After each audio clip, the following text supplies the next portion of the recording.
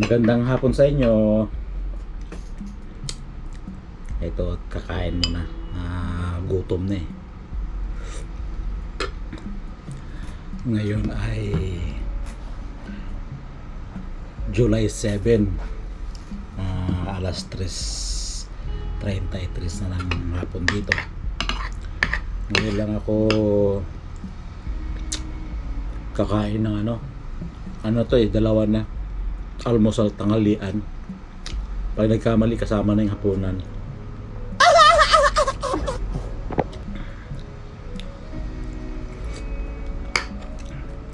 Mahirap kasi pagka kain ng kain. Kaya kailangan mag sa kain eh. Baka lumubo.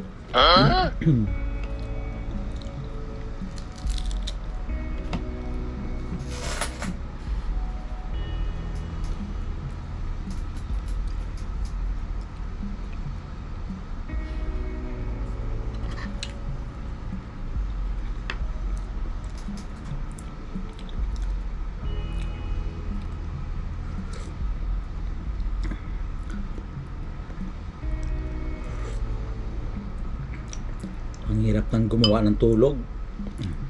Puro na kasi tulog eh.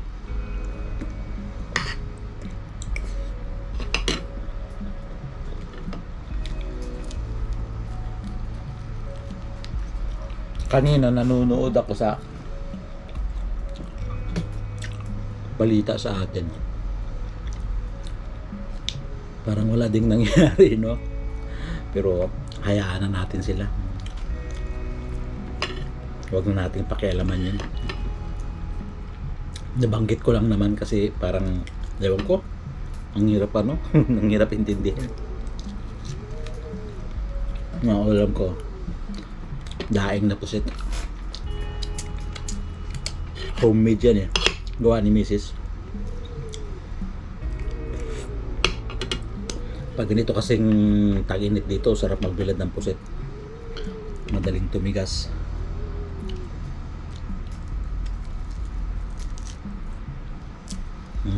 Sarap.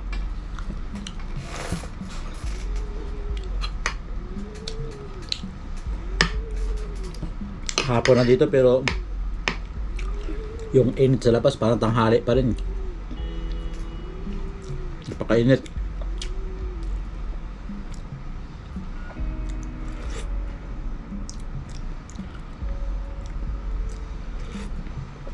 Pritong puset, konting kanin, tapos sabaw ng bulalo, solve. Kahit wala nang laman, basta may sabaw. Puro buto na nga yung natira yun. Pero okay pa rin. Sarap pa rin yan. Talo-talo na yan.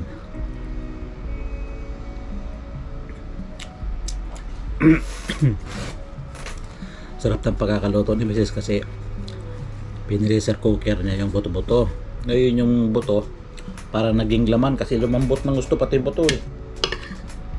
Pwede nang nguyain eh.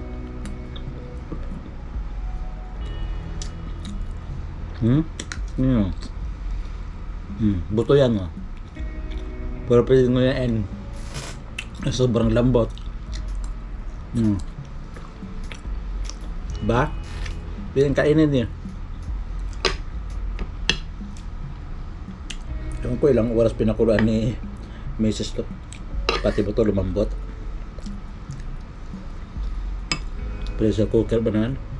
Pag laman na, kahit di mo nang nguyain, diretso lunok na.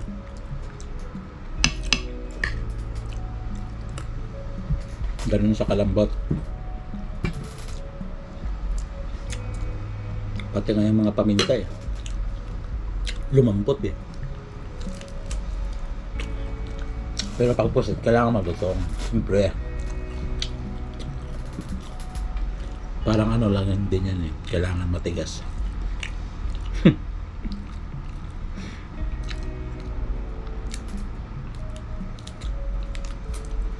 Kailangan konti tapos bubuhat ako eh.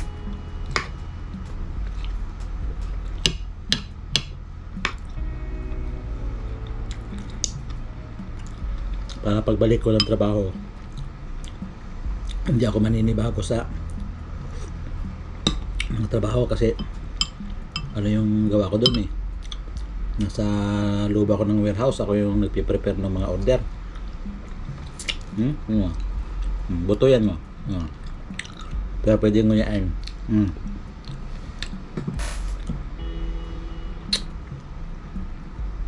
Dahil lang yung natira, matigas.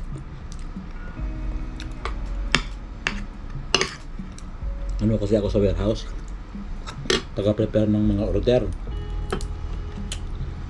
Palit-palita yung piniprepare ko.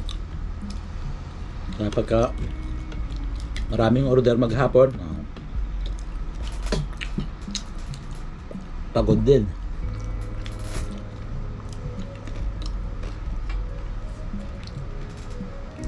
Kaya ako pa lang naman mag-isa doon. Minsan nakaka 10 invoice ako maghapon. Sa isang order minsan mayroong 5 palita, may 4 na palita. Bihirang-bihira kang makaka-chimpo na yung isang order ay isang palita lang.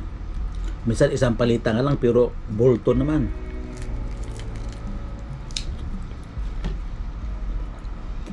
Halos di may tulak ng jacklep.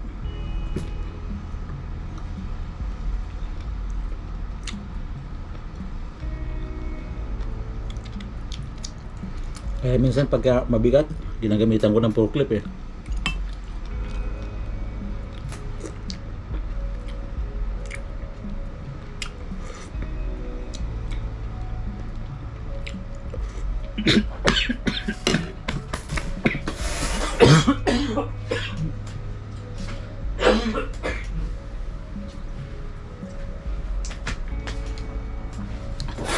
Sorry. Ay, ako.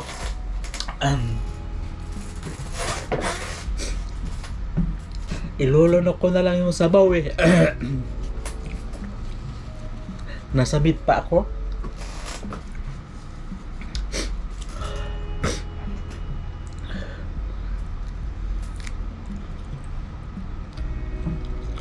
Yan na talaga pagka ano yung pangalan? Lagi nababanggit siguro.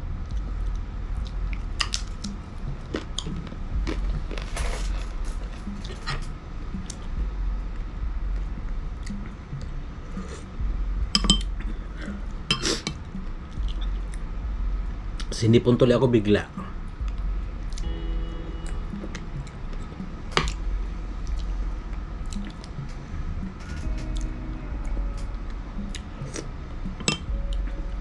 Sa Pinas maganda puntahan yung mga lugar na malalamig, no? Tapos yung mga madadaanan mong kainan, mga karinderya, may mga authentic na sabaw. Sarap nun. Kahit siguro malayo, babalik-balikan mo eh.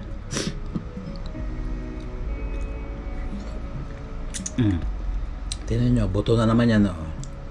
Pero unguyain ko. Ay, nabawasan, no? Diba? Buto yan.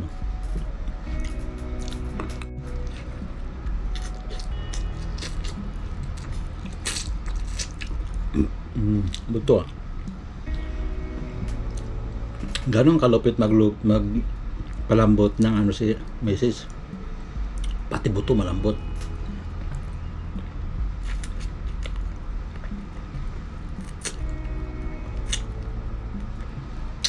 Yan na natira.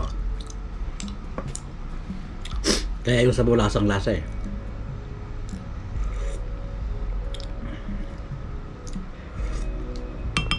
Lambot ba naman eh.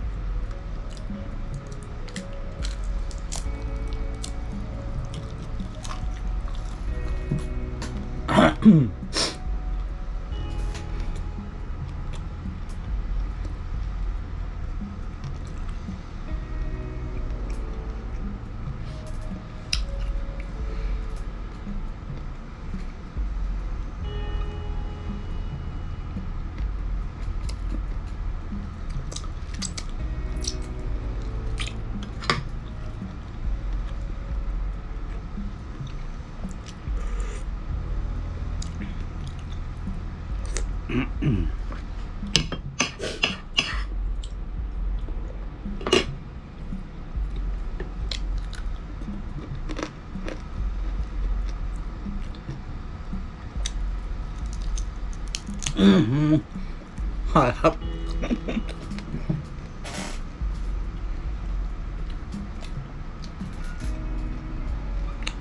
Ano kasi pag lumamig na,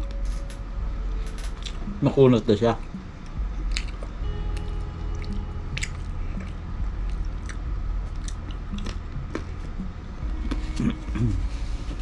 Kanina malutong pa eh. Pero nasipungkot pa rin tulok. Medyo maangang din kasi yung sabaw.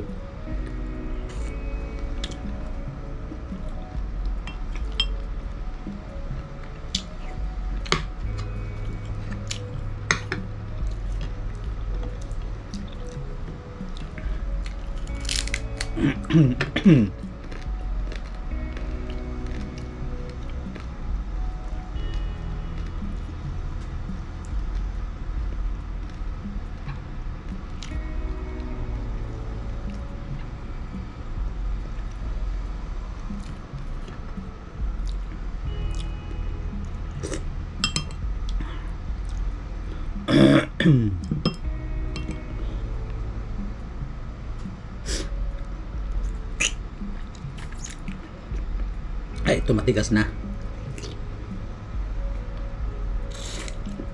Pero may part pa rin na malambot.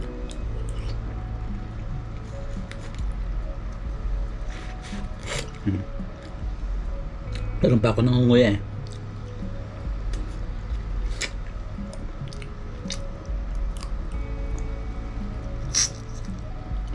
Babawahan pa oh.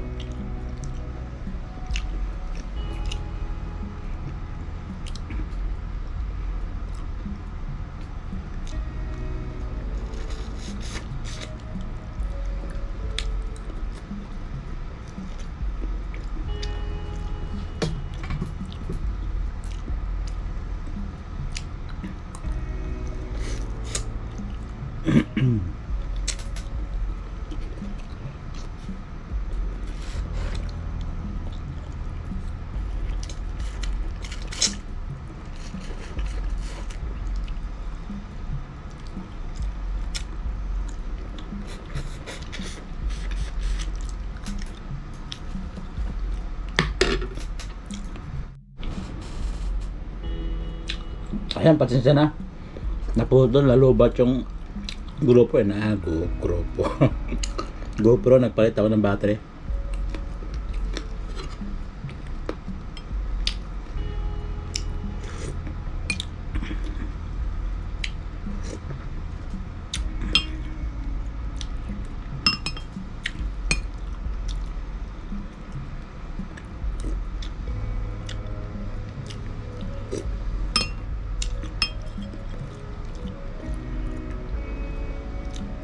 Ano lang naman to eh, palaman. Para meron akong lakas. Kasi po wala pa laman yung tiyan ko eh.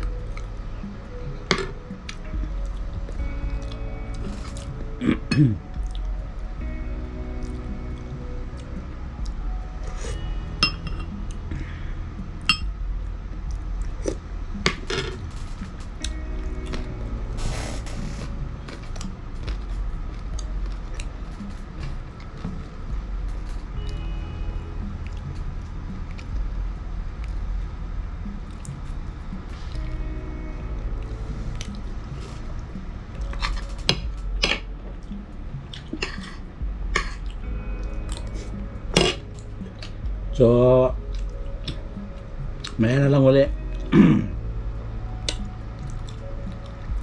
Update ko kayo maya. Tapusin ko lang ito pagkain ko ha. A few moments later.